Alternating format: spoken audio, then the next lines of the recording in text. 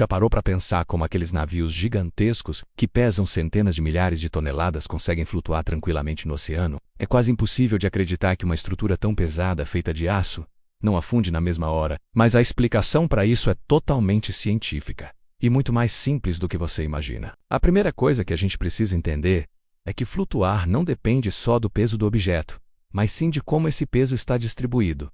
Um navio não é um bloco de metal maciço. Ele é oco por dentro, cheio de espaços vazios com ar, como se fosse uma grande casca de nós de aço. E é essa característica que faz toda a diferença. Quando um navio entra na água, ele empurra um certo volume de água para fora do caminho. Imagine entrar numa banheira cheia, a água sobe. Com o navio é a mesma coisa, só que em uma escala muito maior. Esse deslocamento de água gera uma força que age de baixo para cima, chamada empuxo. É essa força que tenta manter o navio flutuando, empurrando ele para cima. Quanto mais água o navio desloca, maior é essa força de empuxo. Essa ideia não é nova.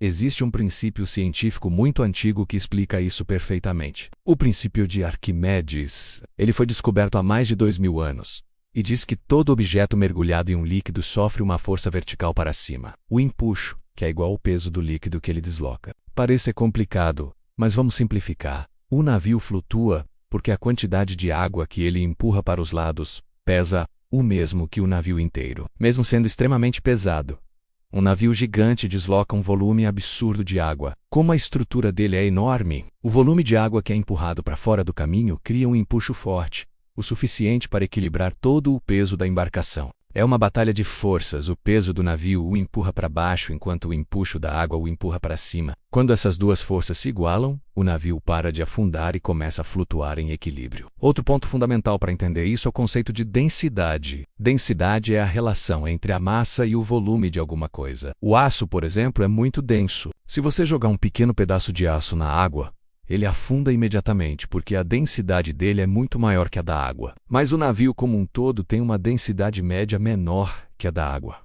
Como assim? É por causa dos enormes espaços vazios cheios de ar dentro dele. O ar é muito leve, então quando você calcula a densidade média do navio, somando o peso do aço, do ar e de tudo mais, e dividindo pelo volume total, o resultado é um valor menor do que a densidade da água do mar. É essa densidade média mais baixa que permite que ele flutue. Pense em uma bacia de metal. Ela flutua, mas se você amassar essa mesma bacia numa bolinha, ela afunda. O material é o mesmo, o que muda é o formato e o volume que ele ocupa. E por falar em formato, o design do casco do navio é essencial. Ele é projetado especificamente para empurrar a maior quantidade possível de água para os lados e para baixo, maximizando o empuxo. Quanto maior e mais largo for o casco, mais água ele desloca. É por isso que os grandes navios cargueiros, petroleiros e porte-containers são tão largos e têm aquele formato profundo. Eles são desenhados para serem verdadeiras máquinas de deslocar água. Mas e quando o navio está carregado com milhares de contêineres, carros ou toneladas de petróleo?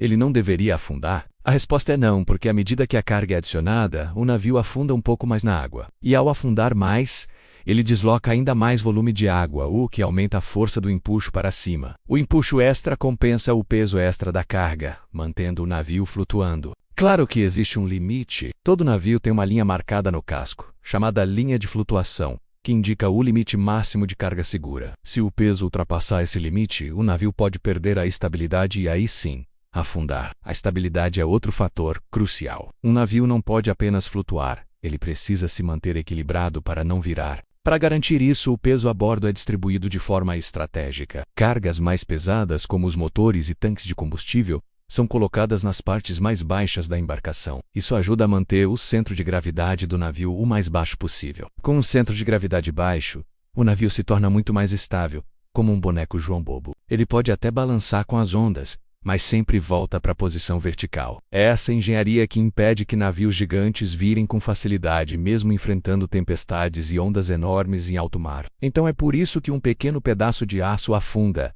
mas um navio de 300 metros de comprimento, pesando 200.000 toneladas, flutua como se fosse uma rolha de cortiça. Não é mágica, nem sorte, e física pura, aplicada com uma engenharia de altíssimo nível. Os navios gigantes são um dos melhores exemplos de como o conhecimento humano consegue desafiar a nossa intuição e usar as leis da natureza a nosso favor. Graças a esses gigantes dos mares, conseguimos transportar alimentos, combustíveis, roupas, eletrônicos e praticamente tudo o que usamos no nosso dia a dia, conectando o mundo de uma forma que seria impossível de outra maneira. Gostou de descobrir esse segredo da engenharia? Se você aprendeu algo novo hoje, não se esqueça de deixar o seu like e se inscrever no canal para mais curiosidades como essa. Obrigado por assistir e até a próxima.